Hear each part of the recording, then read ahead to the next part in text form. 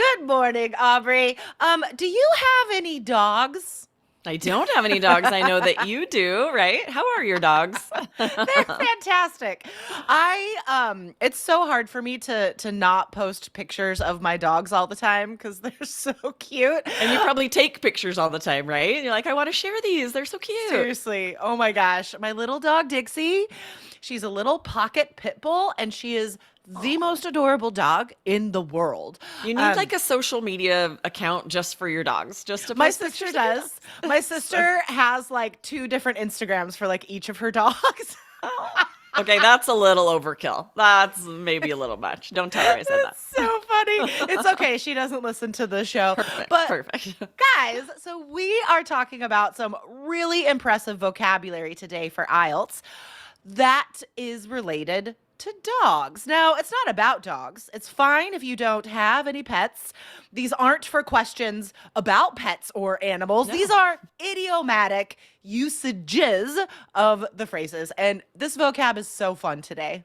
It is so fun, and this is inspired by a question we got from Sarah. Hi, shout out to Sarah in our Three Keys Facebook group. Ooh, ooh. And I was really confused when I first saw the question because Yeah. what she asked was, what does dog opening mean? Is it formal? And I was like, I have no idea what that means. I've never heard this before. seen those two words together in my life. Right. So I said, you've got to give me the paragraph where you saw it, right? Yeah. So she did. And then it all became clear. And I realized, oh, because this was from a reading passage. And if you guys see this verb, dog, in a reading passage, I could see you being thrown off just like Sarah was. It's very tricky. Yes, this is a very rare usage of the word dog as a verb. So we'll tell you what that means. But I want to warn you also that this is not a common usage of this word. And we do not recommend you using it on IELTS because it is so rare and examiners would think you're just wrong. Yeah. The Honestly. examiner may not be familiar with it. You will Yeah. sometimes see it in the news, right? But there are a lot of native English speakers who would read that and be like, "What? I don't understand what's happening here," because it's rare. Like you said, examiners might not be familiar with it. I mean, even I had to read that sentence, the example sentence, which we will share. I had to read that sentence like 4 times to like What's fully understand this mean? what was being said. So guys, we will explain this, and then we're going to give you 4 vocabulary phrases that are fantastic on IELTS, and we highly recommend you write them down and practice using them, especially in speaking. Some of them in writing as well. I think they're Yes. formal enough, yeah, especially in speaking. So let's get to this example sentence first. Can you read that for us? Yes. Okay. So the full sentence: Nevada's Thacker Pass has rich lithium deposits, but intractable cultural and environmental conflicts dog opening the area to mining.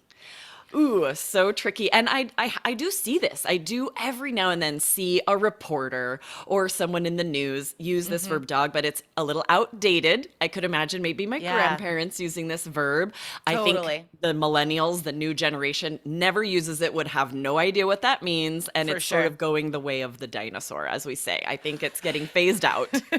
Going the way of the dinosaur. What a fantastic bonus idiom. That is so fun. Okay, so dog as a verb in this case, in this very formal academic usage of the word, it's like preventative, annoying, pester, bother, causing problems. I would say causing problems is probably the best definition here, like the most simple way to explain that. Right? That just means that these lithium deposits are causing problems with opening this area to mining. So if you happen to see this sentence or a sentence with the verb dog, when you hit reading, you'll know what it means, but it is unlikely. This is probably from an older exam. I can't imagine IELTS being rude enough to include this now, but you Seriously. never know, I guess. It's outdated. definitely older for sure. So let's get to the vocabulary that you guys can use. So taking this dog as a verb, the way I do hear people use it, and I have used it this way, is to turn it into an adjective. Dogged. And notice that we do pronounce the E there. We don't say dogged.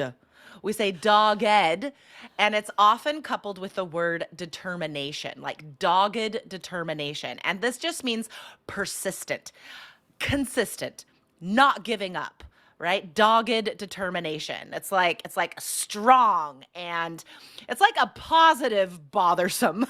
Yes, right. A little stubborn, but not Yeah, super totally. negative. This is great to describe yourself or a friend who was persistent. If you're talking about a job or schooling and there were some setbacks, there were some obstacles, but you stuck with it, you did what you had to do, Mhm. definitely say, I was dogged in my determination to finish Totally. school, to get the job, or say, I had dogged determination to get that done. And the examiner Yeah. will be very impressed by Oh that. my gosh. I would Yes, be, I would be like band nine thoughts automatically. absolutely. Because even native speakers don't use this that often, which is not saying it's wrong to use, right? It's rare in a bad way. No, this is rare in a great way. Exactly. Just because it's so high level, right? It shows Yeah. you're well educated. It shows you read a lot, that you have recognized this and can use it. This would also be fantastic for problem solution essays. I think you guys should put this adjective in the list of describing problems and solutions in speaking and writing.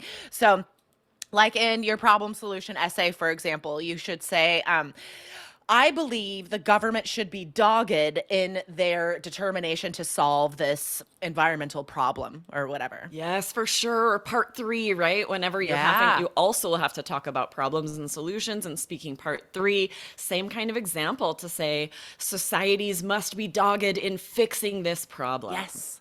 Oh my gosh. This is like one of the So good. best words we've taught you I to think so use in too. speaking and writing. It is so high level. Like, I'm impressed right now just thinking about this word. I feel Okay. very well read that we Yeah. know what it means and how to use it, and you guys should now too. Well done. So good. All right, so that's the first one, guys. That adjective, dogged. Now the next phrase is it's related. Hound as a verb. So you might not know that a hound as a noun is a type of dog. A hound. But again, we're using this idiomatically, and we could change it to a verb, hounded, which is like extremely, extremely bothered. Like, we often use it in the phrase hounded by the press, which means someone is followed all the time and bothered all the time by reporters, like Yes, right. celebrities. The paparazzi keeps hounding this celebrity. Yes, we use that a lot because it definitely has a connotation of annoying, right? You would never Totally. say it in a positive way. This means it's very annoying. I just thought of an example that you shared recently, Aubrey. I believe it was 2 weeks ago on the show. You talked about receiving spam texts, political texts. Like, Yes, I was absolutely hounded by the far right with all of those political texts. It was yes. terrible. It finally stopped. The election's over, and I finally am not getting 100 texts a day.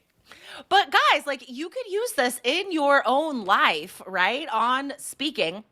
If you're talking about being bothered by something that is happening all the time, right? Like, I feel hounded by commercials promoting insurance, or like, I feel hounded by all the political ads right now if Totally. it's like an election time.